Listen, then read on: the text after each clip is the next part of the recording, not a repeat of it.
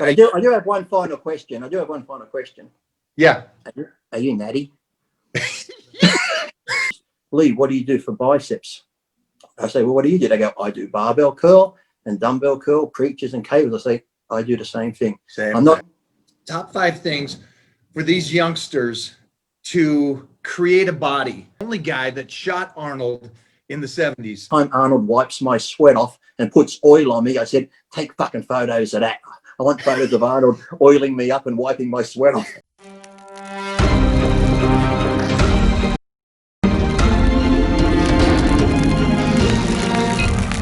So do this for me, for the fans around the world. Give me the top 5 on, if you can, top 5 things for these youngsters to create a body. What are the top 5 things? How should they do it? Should it be mind first, nutrition, training first? What is it? But the first one, I'd put time. You can't, it's going to take time. So just be patient. Just go at your own pace. Yes, you might train with someone. This is what I tell young kids too. Yes, you might train with someone who's stronger than you.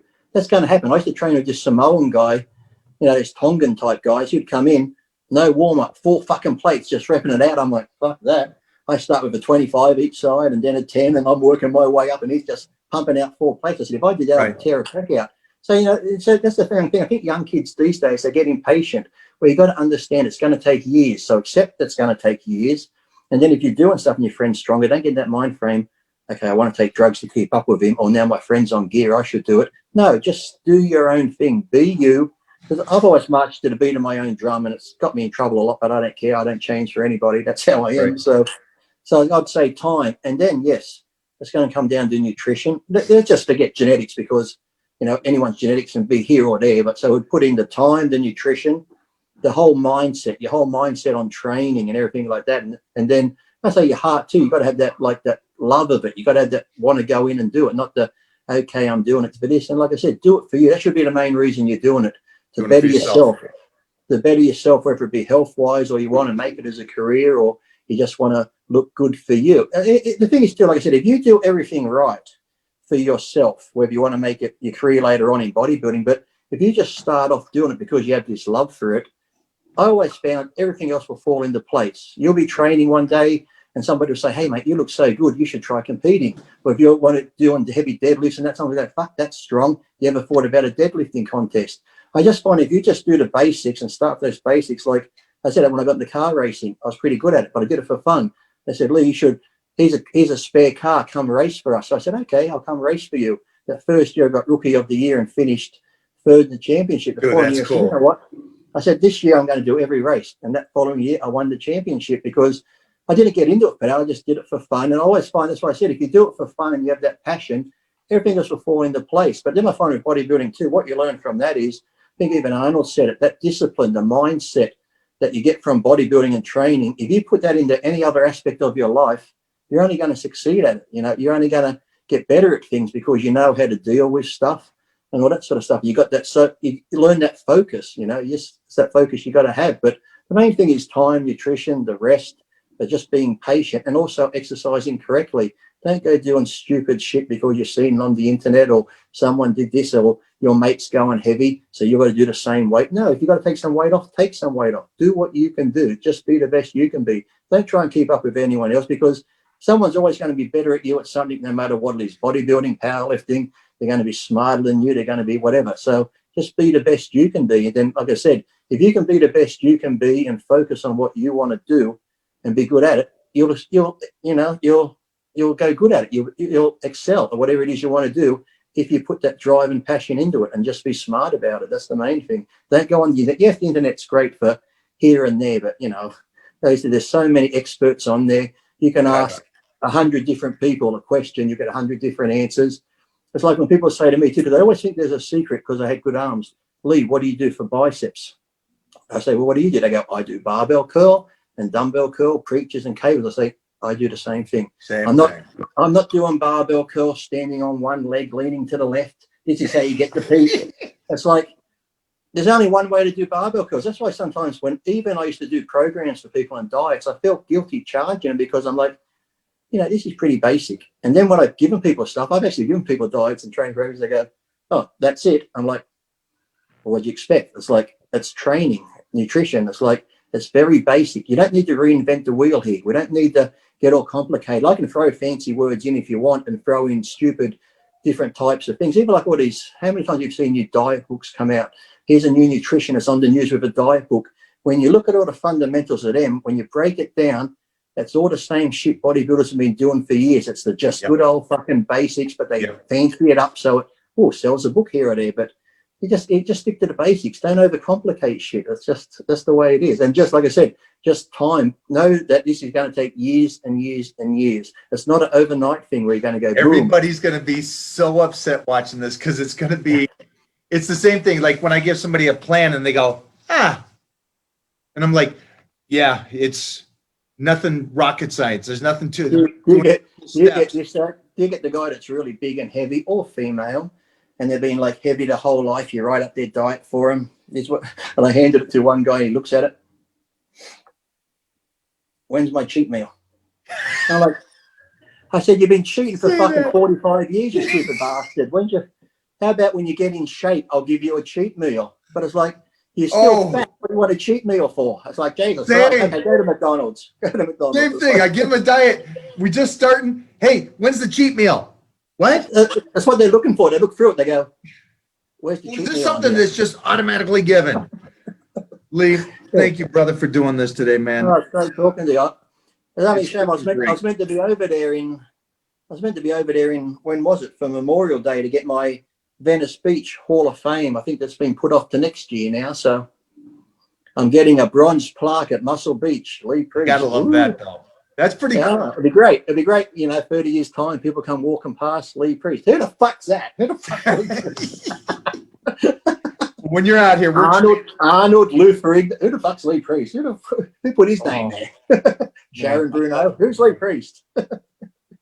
Thank you for always being you, always being straight. Thank you, man. I love it. I do have one final question. Yeah. Are you natty?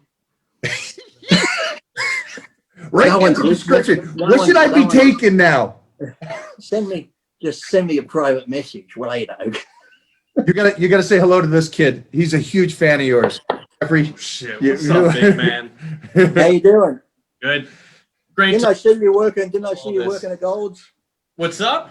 He was working at Gold's. Yeah.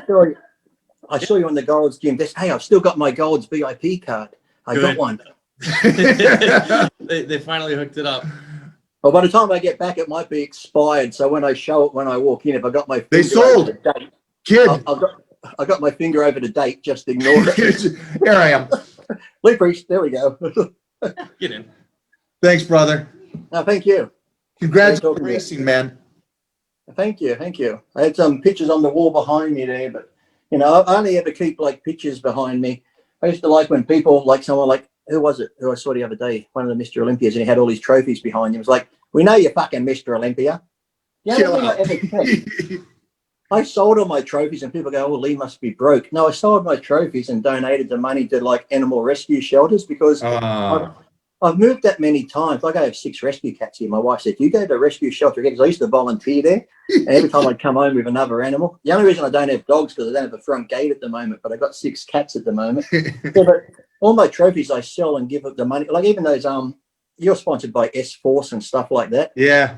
And when they were small, I had too many watches, so I'd auction them off, and the money I give to the RSPCA to feed the animals. So the only thing I ever kept was like my Hall of Fame thing from NABA, my racing certificates. George Bush made me an honorary Texan. But all the other stuff I just got rid of. People are like, Sean Ray's like, he must be broke. He's desperate for money. I'm like, no, I'm not. I said, these trophies have been in boxes for 20 years. Every time I move, they get broken. And the good thing was when I sold them for charity, like for the RSPCA, the young kids would send me videos. They got a home gym. And in their home gym, they're like, look, Lee, there's your trophy. When my mates come over, this inspires us to train hard. So I said, well, what a better place could it be rather than in a box in my garage or inspiring young kids to train? I'm like, well, I'm glad I got rid of it to inspire the younger people. It's like, and plus now the animals get more blankets and food and stuff at the animal shelters. So. I love that, man. Thanks for helping out the animals, man. That's heart's at. Well, trust me, I like animals more than people. So it's like, I can see, if I see something on the news or on TV, someone was murdered, I'm like, yeah, stupid dickhead, probably deserved it. As soon as I see animal cruelty, I'm like, fucking kill them, kill I them. have to block all of them on social media. I Oh. don't want to see the animals getting attacked and beaten. I could easily shoot someone in the head that hurt an animal, but a person, I'm like, yeah, fuck it, they deserved it. Thanks, brother. Let's do this again. When Definitely. tons of questions, but your questions are. It's funny because we've been doing this so long. We understand the simpleness to this, and people want to make it confusing. And I love that. No, they just need to keep it basic. I said, if you keep it basic, you can't go wrong. That's why I tell people the wheel isn't broke. We don't need to reinvent this wheel. As long as you stick to the basics when it comes to the dieting, the training. Yes, you could say people, because people ask me, Lee, what do you eat? I said, look, I can tell you what I eat, but for you, everyone's different. But we can all basically use the same guidelines. But when it comes to the amount of food, the amount of calories, protein, carbs, fats, we're all going to have to tweak it. Even though when I dieted for a show, say 1 year I came in ripped. I'm like, okay, I come in ripped. Next year, I'll do the same thing. I do the same diet. If I do the same diet, you always got to change it because even your body's changing. So, you know, if we could just stick to the same diet every year, that would be great. But we've always got to make changes. You give me tingles there because that was one of the points I tried to make to these guys. I always tried to mimic my very best condition with the same and same diet. Never could do it. No, never. Every year. You can get close to it, but you've always got to make those little changes along the way. So there's always, like I said, we always tried. The muscle and fitness cover at the time, Artie Zeller took her, I had my arms up on the bar like that, just leaning on the bar. I was in between sets. I just leaned on it. He went click, black and white picture. There's the cover. Made the cover. Artie always just say, Lee, let's try to do that photo again. And every time we tried to do it, never happened. Let me ask you this. Did you ever play a game of chess against Artie Zeller? No, I would never play chess with Artie. It's like, I used to love Artie. Some of his, like, we used to eat with him at Van Gogh's Ear or go to the firehouse. Some of the funniest jokes Artie would tell him, start snorting, laughing. He took some of the best pictures ever, like natural pictures. All he had was that little box camera. Like, you guys don't know who this is, but we're talking about a photographer that was the only guy that shot Arnold in the 70s and in the 80s, Artie Zeller. That's Arnold's guy. But he was a great photographer, and he got to shoot you, and he got to shoot me because he was such great friends with Joe Weider. Joe would bring him in on specials. Oh yeah. And I am a big chess player. To play him, and he schooled me like I was. And he probably do it and he double horsed and all this. I'm like, forget it, I'm out. And he just do it probably like it's nothing too. Like yeah. That's the funny thing. You notice some of his pictures were so good. Like people need to Google Artie Zeller's pictures because you could do setup photo shoots like with Chris Lund, Robert Reef, Ralph DeHaan. You know, the lighting, this and that. As I said, Artie would come along with that little camera just hanging around his neck.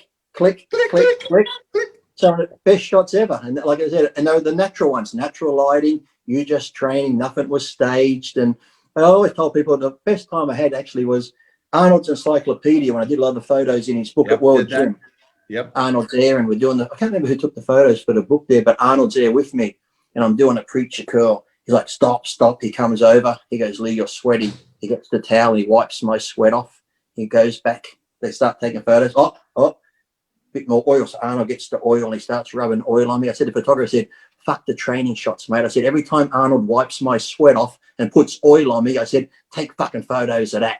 I want photos of Arnold oiling me up and wiping my sweat off. I love it, my man. Thanks again, brother. You're welcome. We'll have to talk again. So many stories. So many, man. I love this. And it's something, you know what? Just a metaphor. Artie Zeller could come up with that camera without light and take a picture in the world. And we just talked for a couple hours and we basically tried to just tell everybody that's going to watch this.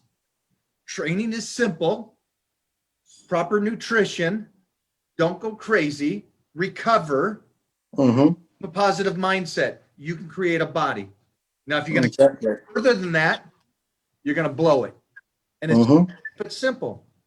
And the good thing is, too, if you are going to go further and make a career from it, you will know. There'll be none of this. It's like I tell young kids when they say, Lee, I want to be Mr. Olympia, and they've never competed before. I say, well, that's a big ask. I said, how about you just eat right, sleep right, train, nutrition? I've always said, if you do everything right and you go to the gym, I said, if it's meant to be, it will be. Trust me. Your body will just start growing because you'll know that's what you're meant to do. And that's how easy it is. If you've got the body to do it and you've got the mind power and the heart to do it, It will happen. You don't need to go, I'm going to do this, I'm going to do that. I've got to take all these drugs to get there. You'll get there. Like I said, even before you touch a drug, if bodybuilding is going to be your thing, you'll know it because your body will just grow without one drug in your system. You'll know this is what you're meant to do. It's just that, it's that simple, really. I love talking to you, man. It's all of us back in the day, you know, us young 20, 22, 25-year-olds, we were all around the same age, just youngsters, but doing it, but living at the highest level, being the best in the world. It was just nice to be able to ride this. What is a funny? What is a good thing? Where you are. Like you're 51. Here's a good thing at 48. Back when I was in my 20s and bulking up, there used to be getbig.com, remember? Yeah. And getbig.com had that Deadpool list. Every year I was on the Deadpool list. He's going to fucking die. He gets too fat. He's overweight, blah, blah, blah. So my goal in life now is just to live long enough to keep annoying the trolls online. Well, we love your lives, man. We love it. Have a great day today, brother. And we are doing this. You too, mate. We got just too much memories. Yeah, we'll talk again. All right, brother.